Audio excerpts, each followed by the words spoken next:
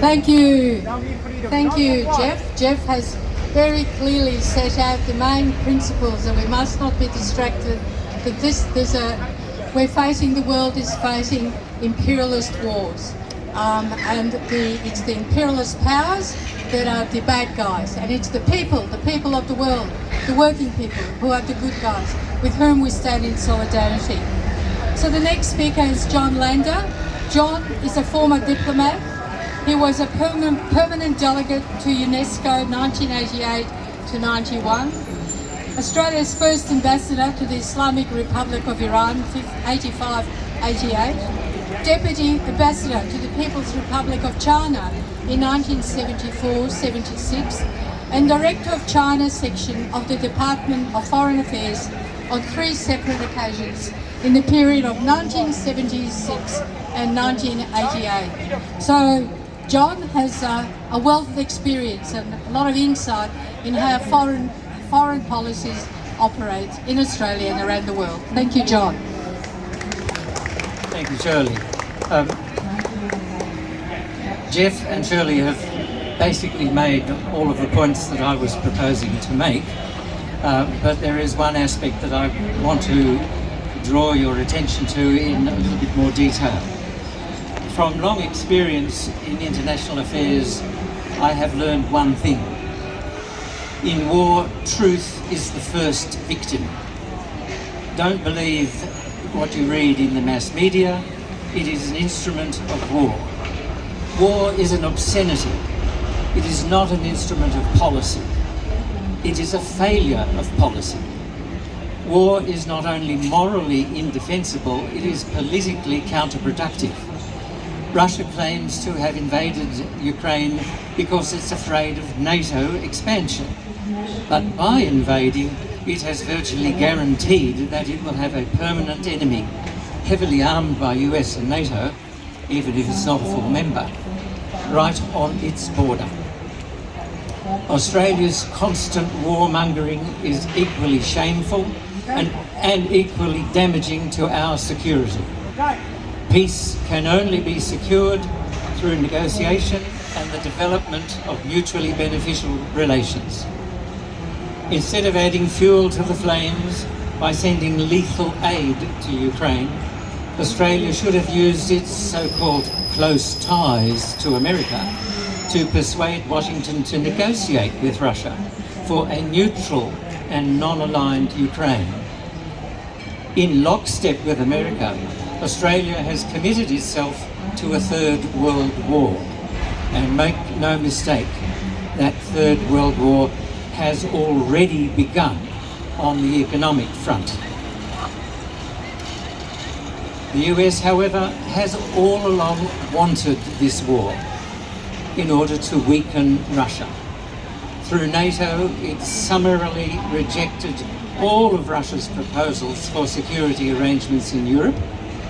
This greatly reinforced Russia's perception of NATO as a hostile organisation. With the arming of Ukraine and the proposal to absorb it into NATO, the US set the match to the fire. That explains, but it does not excuse Russia from taking the bait and invading Ukraine. Great power conflict has once again claimed a small country as its victim.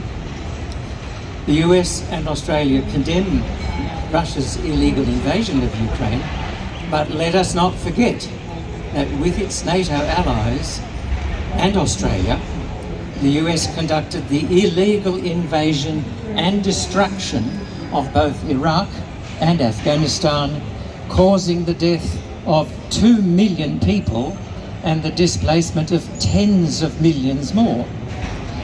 Australia rushes hypocritically to help refugees from Ukraine, but has subjected refugees from the Middle East to cruel, inhumane and indefinite imprisonment.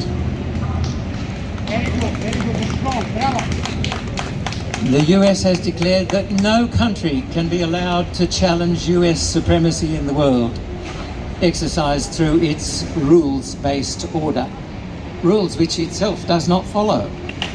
For instance, it is not a signatory of the law of the sea, and it does not accept the jurisdiction of the World Court.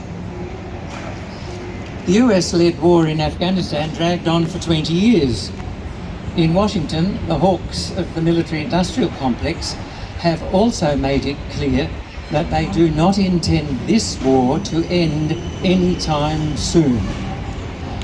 Senior administration officials on the 25th of January stated, and I quote, "Action in union with the EU would hit Putin's strategic ambitions quite hard and, over time, undercut Putin's aspirations to exert influence on the world stage." Such statements show that this war is a struggle between two power blocs, with Ukraine as proxy. Over the past 10 years, a long line of experts and analysts, including many American ex-diplomats and former officials from a series of US administrations, have pointed out the same fact. They haven't mentioned, however, that it is a strategy to be applied to all who challenge US supremacy.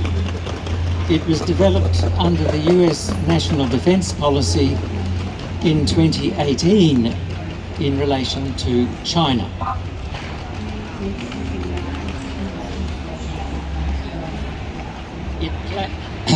It plans to goad China to make the first move militarily against Taiwan, thus painting China as the aggressor, just as they have done to Russia.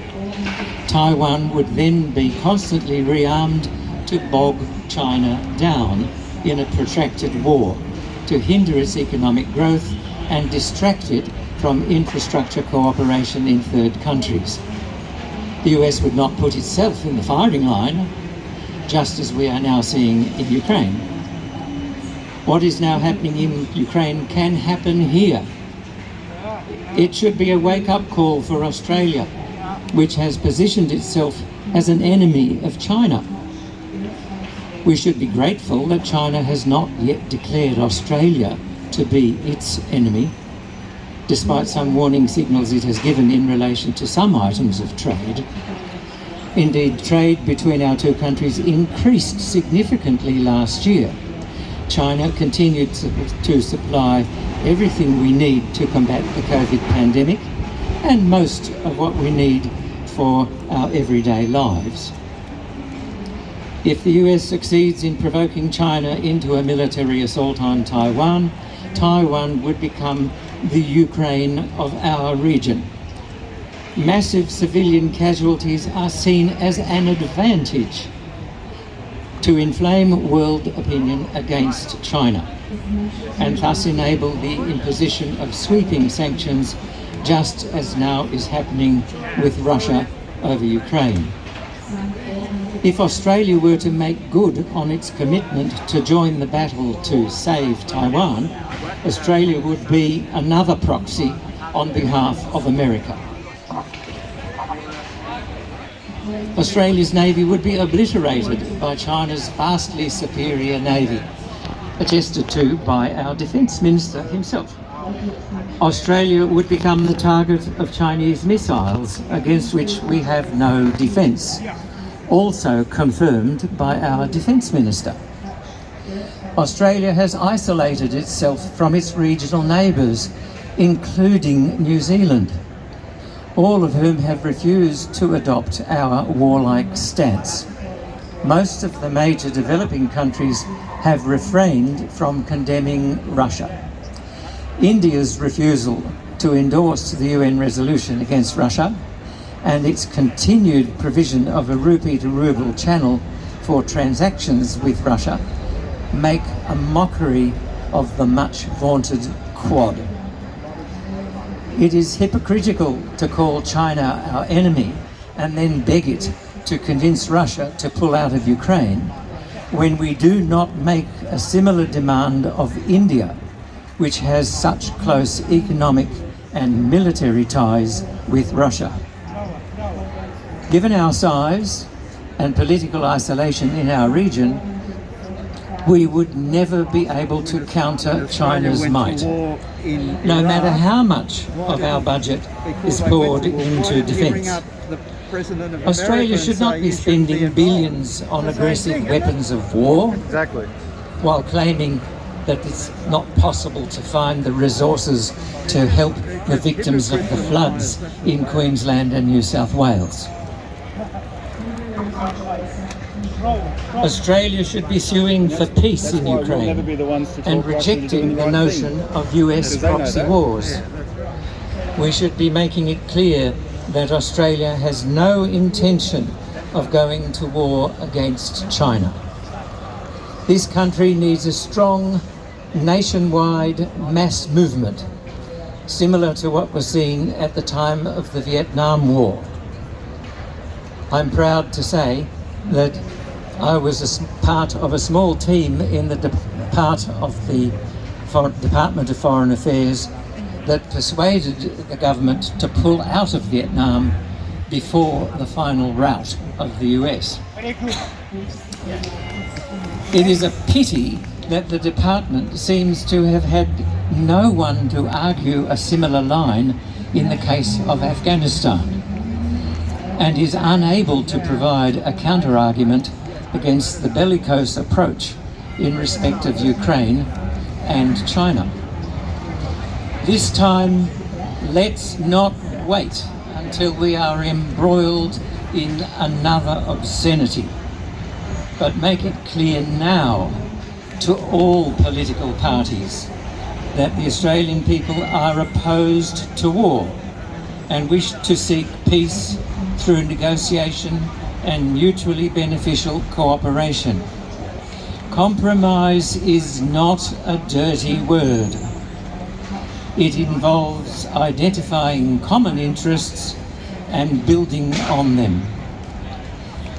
A much wiser diplomat than I once said, "The art of diplomacy is not to search for the emotionally satisfying, but the rationally possible." Bravo, bravo, very good. Thank you very much. Very good, bravo, bravo.